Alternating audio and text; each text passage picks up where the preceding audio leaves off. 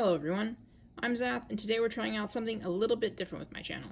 As some of you may already know, I'm a pretty big manga and anime fan, but I haven't really collected anything in a pretty long time. I think it's been around 8 years since I purchased any manga, so yeah, it's been a while. This year, I decided, it's probably time to get back into it with all the new titles that are coming out.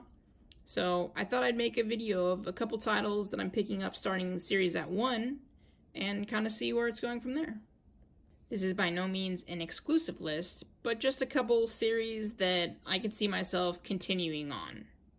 First up, we have Demon Slayer. So again, this title is pretty much what drove me to pick it up, honestly. I'm always interested in the take on demons and monsters and how authors kind of twist it and modify it to their own stories. So that right there, the title just grabbed me. The other thing is the artwork. It's it reminds me of an older style artwork, and that kind of goes with the storyline, since it's like an old-fashioned old-timey Japan kind of samurai type period, which also I'm a big fan of. Story, it's pretty good so far. It starts out like any shonen. You have this good boy, he's trying to do the best thing for his family, comes back, and spoilers, not really so much spoilers, since in the first couple pages, his family gets wiped out by a demon, and his only surviving family member is his sister, who got turned into a demon. So he's got to make do with the best that he can. The pacing picked up really fast in the middle of this book, but I really liked it overall, and I did feel the artwork went well with the time period of the manga that it was kind of set. It felt very appropriate for all that. So I really enjoyed it. Yeah, it's a solid title, solid Viz title, and I will be picking up the second volume. Next up, we have Noragami. Now, I had no idea what this manga was about the first time I saw it on a sales page, but what drew me to it is actually the subtitle Stray God.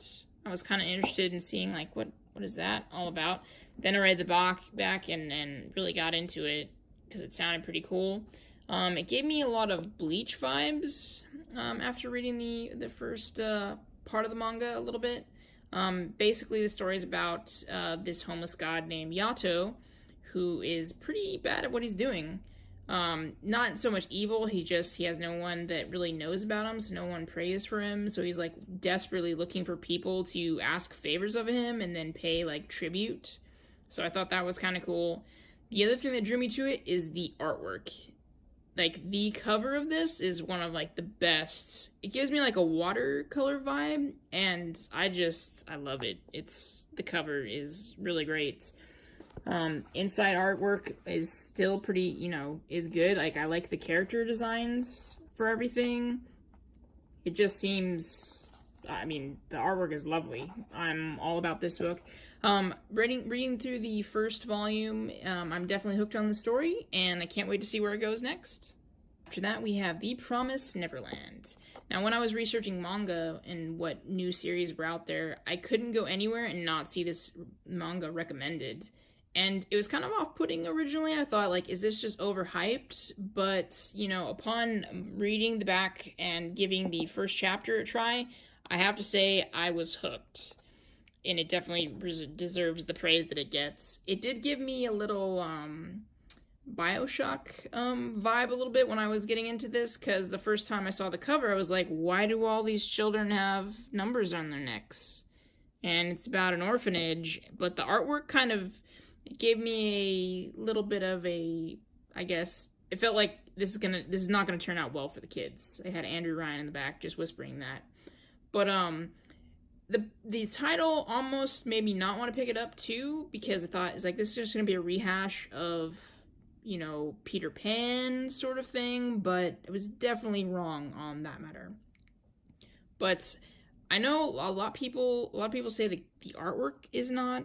They don't like the artwork, but I thought it fits really well with the vibe of the manga and just the horror that is going on, because yeah, things aren't well. Because if you couldn't tell from the cover. But the other thing that made me want to pick up this title was the main character Emma is actually a girl who dresses, like a young 11-year-old. So I'm all about that in shonen manga, since it's kind of pretty rare that you actually see a good female lead. If all, I can't even think of any shonen titles out the top of my head.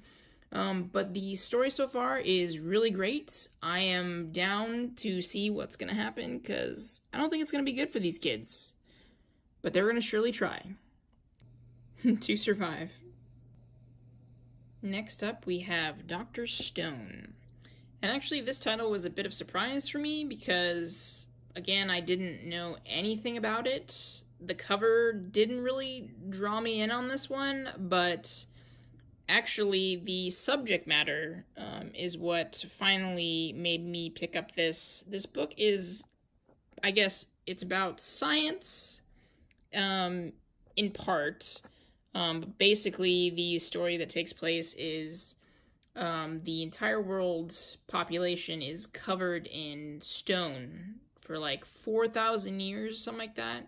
And there's this main character and our other main character that awaken after that time, and they have to rebuild civilization. So that alone was pretty interesting, because it's not really sciencey sort of battle manga is not really a thing. The other thing is, even though like the artwork, I was kind of like, what is this about? It was still a nice cover.